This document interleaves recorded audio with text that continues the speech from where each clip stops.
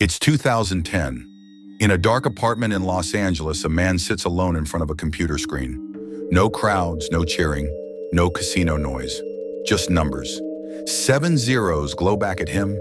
A fortune earned without luck, without emotion, without chance. His name is Haralabos Voulgaris. To the betting world, he's known simply as Bob. For years, he placed bets so accurate that sports books across the world began banning him. Not because he cheated, but because he was too precise. He didn't guess outcomes, he predicted behavior. He built an algorithm that understood basketball better than the people setting the odds. And when it worked, he made millions of dollars every week. Vegas tried to shut him out. They failed. To understand how Bob Voulgaris broke sports betting, we have to go back, before the models, before the algorithms. Back to the moment he decided that the game that destroyed his family would become the thing that set him free. Spring 2000, Winnipeg, Canada. A gray afternoon, wind pressing against the glass of a small betting shop in a strip mall. Inside, a 25-year-old baggage handler steps up to the counter. Bob Voulgaris is holding an envelope. Inside is $80,000, his entire life savings. He isn't here for entertainment. He isn't chasing a thrill, he's chasing freedom. Bob grew up watching his father gamble, not casually, obsessively. The losses piled up, the house disappeared, the business vanished. Every promise collapsed the same way. What Bob learned wasn't that gambling was dangerous. It was that emotion is fatal. The system doesn't care how badly you need to win. It doesn't forgive belief, it punishes it. So Bob made himself a promise. He would never gamble like his father. If he played this game, he'd do it without emotion, without hope, without intuition, only logic. That day, he places a single bet: the Los Angeles Lakers to win the NBA championship. Odds 6.5 to 1. Most bettors think the Lakers are finished. Too many egos, too many failed seasons. But Bob sees something the books haven't priced in. A new coach, Phil Jackson, the man who built the Bulls dynasty. Systems matter more than stars, and no one adjusted the odds for that.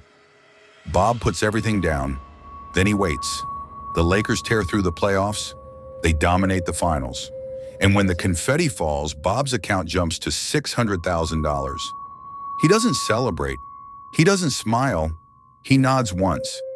Because it wasn't luck, it was confirmation. Bob quits his job. Betting becomes his profession. He watches everything, every possession, every substitution, every foul. 2 screens, one for film, one for numbers. He tracks coaching habits, who panics, who adjusts, who never does. And slowly, he notices something the sportsbooks don't. Basketball isn't symmetrical. The second half doesn't mirror the first. Fouls increase. Free throws pile up, starters rest, then return fresh. But the totals posted by sportsbooks assume balance. So Bob attacks the gap. Second half overs, third quarter unders, team-specific totals, not guessing winners, exploiting structure. He bets quietly, methodically, and he wins. By 2003, Bob is making millions, not gambling, executing. But markets evolve. That same year, the NBA releases detailed play-by-play data to the public. Suddenly, sportsbooks can see what Bob used to track by hand. They hire analysts, they move lines faster. Bob's edge shrinks. Then 1 month, he loses a third of his bankroll. He doesn't tilt, he doesn't chase, he stops completely. Because he understands something most gamblers never do. When the system adapts, you must rebuild. Bob takes a full season off. No bets, no action. Instead, he thinks bigger. Observation isn't enough anymore. Instinct won't scale. If he wants to stay ahead, he needs something stronger. A machine. By the end of 2004, he starts over. He finds a young math prodigy. Perfect SAT scores. Quiet. Obsessive. The man doesn't even like basketball. That's exactly why Bob trusts him. Together, they build something that doesn't exist yet, a model that simulates entire NBA games, possession by possession. They call it EWIG. It tracks everything: pace, fatigue, referee tendencies, travel schedules, coaching behavior.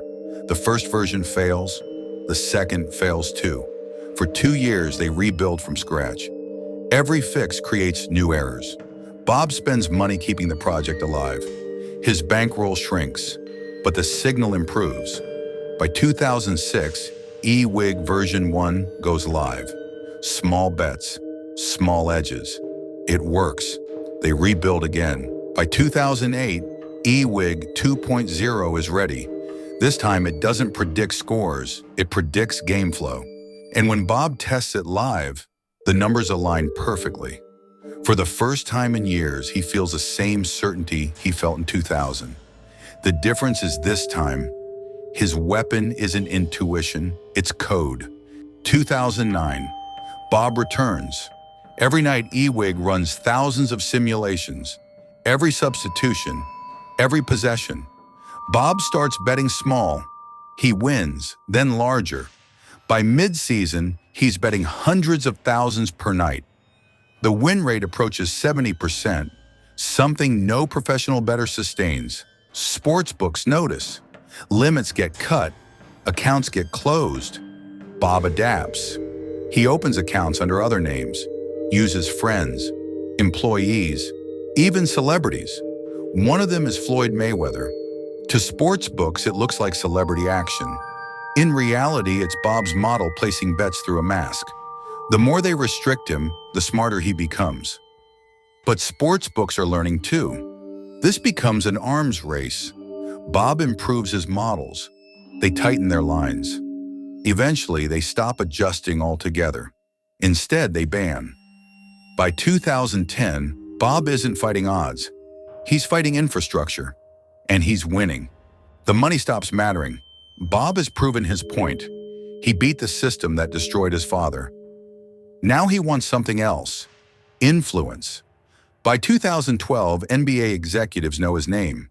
He starts consulting quietly. Then in 2018, Mark Cuban hires him, Director of Quantitative Research and Development, Dallas Mavericks. The man who beat the NBA is now inside it. Not everyone accepts him. Coaches resist data, egos clash. The tension becomes public. By 2021, Bob leaves quietly. No press conference, no explanation. Once again, he outgrows the system. In 2022, Bob buys a Spanish football club, CD Castellón, 3rd Division, limited resources. To Bob, it's familiar territory. He applies the same principles. Measure everything, exploit inefficiency. Within a year, the club earns promotion. To fans, it's a miracle. To Bob, it's math. From a betting shop in Winnipeg to owning a professional football club in Europe, Bob Voulgaris followed one rule: don't guess, don't hope. Understand the system better than anyone else. He didn't cheat. He didn't rig outcomes. He simply forced the world to adapt faster than it wanted to. And that raises a final question. If one man with a laptop could do this, what happens when everyone starts thinking the same way? If you want more stories about the biggest frauds, scams, and cons in history, hit that subscribe button.